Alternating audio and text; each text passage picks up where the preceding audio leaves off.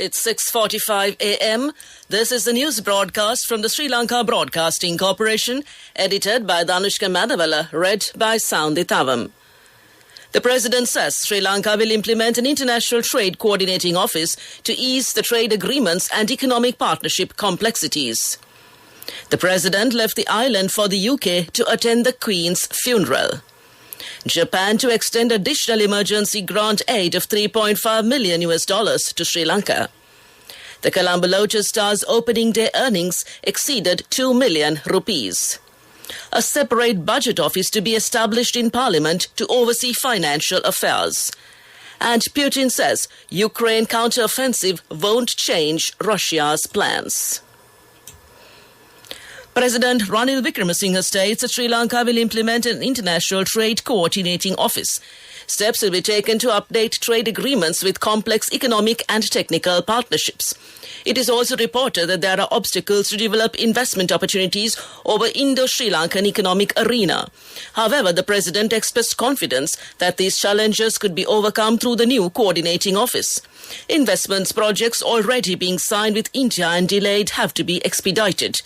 Much focus has been drawn to promote investments by the Indian higher educational institutes in Sri Lanka. President Wickremesinghe made these views while participating in an event organized by the Indo-Ceylon Friendship Organization yesterday. President Ranil Wickremesinghe left the island for the United Kingdom to attend the funeral of Her Majesty Queen Elizabeth II.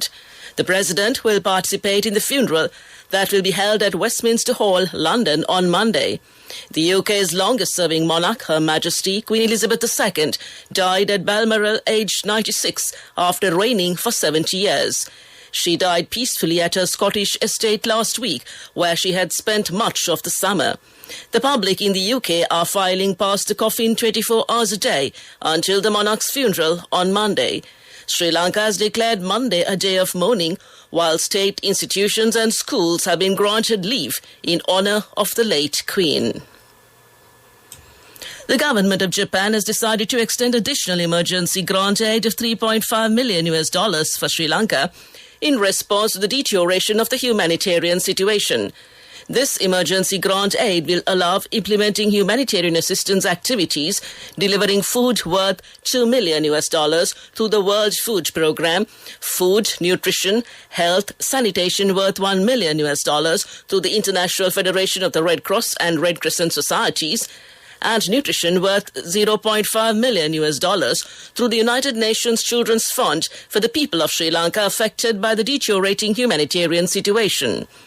With the implementation of earlier assistance worth $3 million announced on May 20th, this builds Japan's support in response to the current situation up to $6.5 million. You're listening to the news broadcast from the Sri Lanka Broadcasting Corporation. The Colombo Lotus Star, which was officially declared open to the public last Thursday, has reportedly earned an income exceeding 2 million rupees through the ticket sales within the day. The Chief Executive Officer of the Colombo Lotus Star Private Limited, retired Major General Prasad Samarasinghe, pointed out that the first day's income was more than 2.1 million rupees. Meanwhile, he added that a total of 2,612 persons had visited the Lotus Star within the day, while this included 21 foreigners. The members of the public are allowed to visit the tower by purchasing a ticket for 500 rupees or 2,000 rupees. For a foreign national, the ticket is priced at $20. Accordingly, the public have the opportunity to visit the Lotus Star from 2 p.m. to 11 p.m. on weekdays and from 12 noon to 12 p.m. on weekends. The Minister of Power and Energy, Kanchana Wijesekara, says the unloading of a 92-octane petrol cargo of 37,000 metric tons and a crude oil cargo of 100,000 metric tons has commenced. He also said that a diesel cargo of 40,000 metric tons that commenced unloading 2 days ago will be completed by this morning. He said in a tweet, one more diesel cargo of 40,000 metric tons is expected to be released on payment. And with that, we conclude local news. The main news story is brought to you by Siddhalepa Veda Mahatmya. The Secretary-General of Parliament, Mr. Dhammika Dasanayake, said that steps will be taken to establish a separate budget office in Parliament to monitor the financial affairs by directly obtaining accurate information related to the government's financial control, including income and expenditure.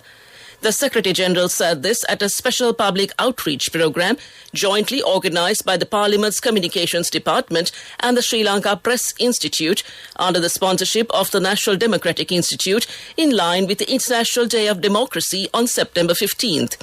A group of young social activists representing all the districts of the island participated in this program organised under the theme Democracy and the Role of the Youth Community and came to you in the main news story. The main news story was brought to you by Siddhalepa Vedamahatmya. Moving on to Watchlight, the Public Utilities Commission of Sri Lanka recently introduced a hotline 077-568-7387 to address the inquiries by consumers related to the recent electricity tariff hike in the country. The PUCSL chairman, Janaka Ratnayaka, said the measures were taken considering the increasing number of complaints that have been received on the calculation of the new electricity tariff and came to you in Watchlight. On to a bulletin of world news. In the headlines, Putin says Ukraine counter-offensive won't change Russia's plans. Almost 30 reported dead in clashes in Kyrgyzstan-Tajikistan border. And cheetahs will return to India after 70 years. Ukraine's recent counter-offensive will not change Russia's plans, Vladimir Putin has said in his first public comments on the matter. In a remarkable feat, Ukrainian forces say they captured over 3,088 square miles in 6 days in the northeastern Kharkiv region.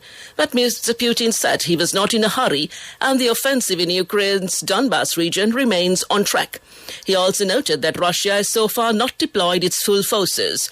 The industrial Donbas region in East Ukraine is the focus of Russia's invasion, which Mr. Putin falsely claims is necessary to save Russian speakers from genocide. Parts of the Donbas have been occupied by Russian-backed separatists since 2014. The Kharkiv region, where Ukraine's recent counterattack was launched, is not part of the Donbas. Almost 30 people have been reported killed and dozens injured in clashes on the Kyrgyzstan-Tajikistan border.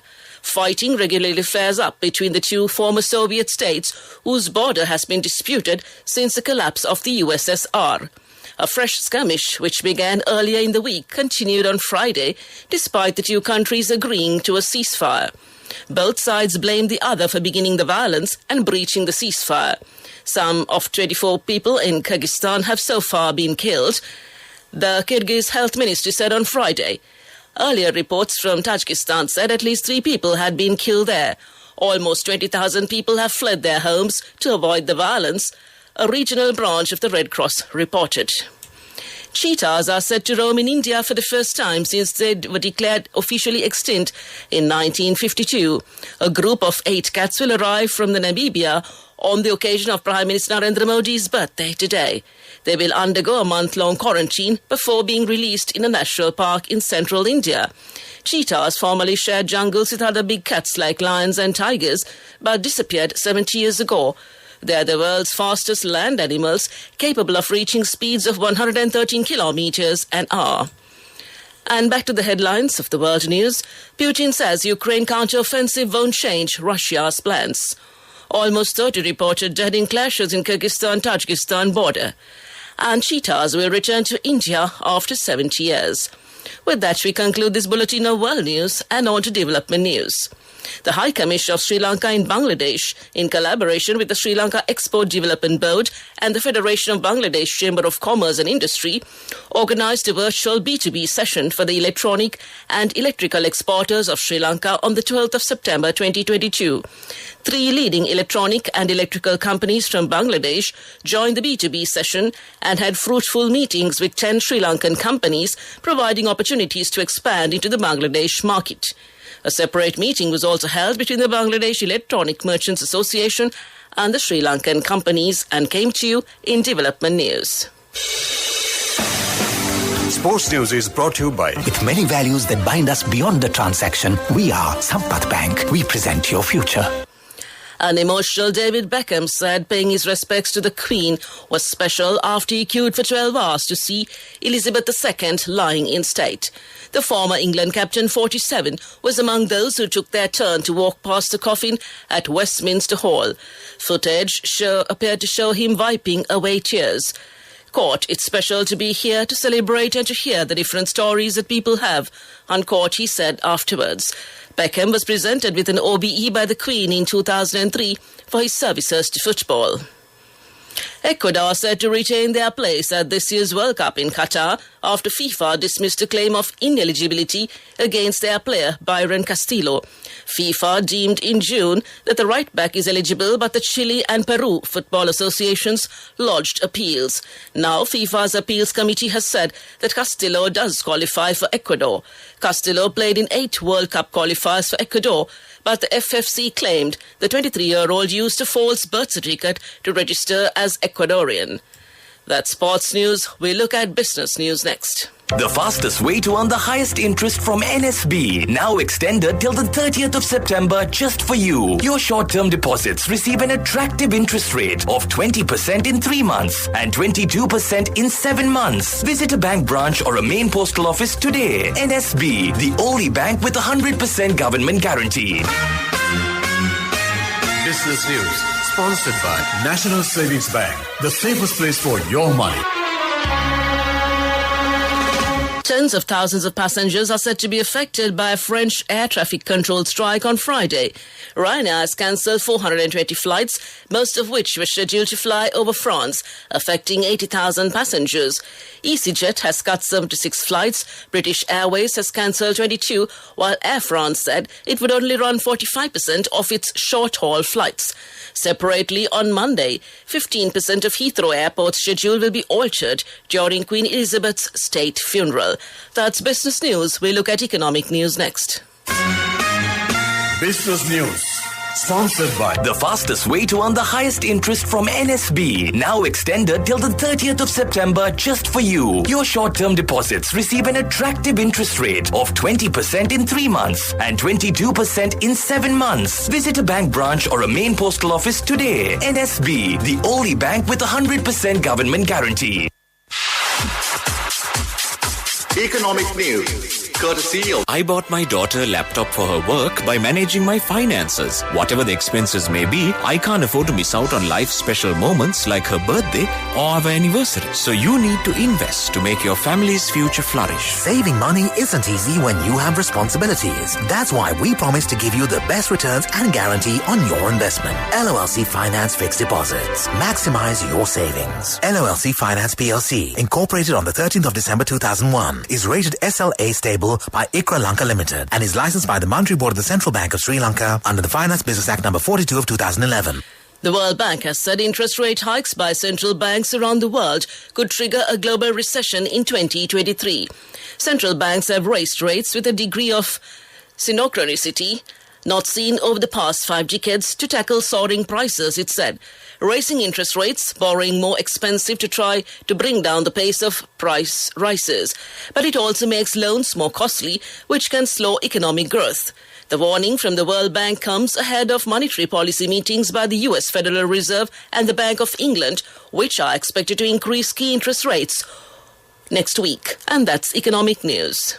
Saving money isn't easy when you have responsibility. That's why we promise to give you the best returns and guarantee on your investment. LOLC Finance Fixed Deposits. Maximize your savings. LOLC Finance PLC, incorporated on the 13th of December 2001, is rated SLA stable by ICRA Lanka Limited and is licensed by the Monetary Board of the Central Bank of Sri Lanka under the Finance Business Act number 42 of 2011. On to the weather report. The Met Department forecasts that a few showers will occur in the western and Sabragama provinces and in the Kandy, Nuwara, Galle and Matara districts. Mainly fair weather will prevail elsewhere over the island. And to conclude this news broadcast, a recap of the headlines. The President says Sri Lanka will implement an international trade coordinating office to ease trade agreements and economic partnership complexities. The President left the island for the UK to attend the Queen's funeral. Japan to extend additional emergency grant of $3.5 million to Sri Lanka. The Colombo Lotus Stars opening day earnings exceed 2 million rupees. A separate budget office to be established in Parliament to oversee financial affairs. And Putin says Ukraine counteroffensive won't change Russia's plans. With that, we conclude this morning's news broadcast.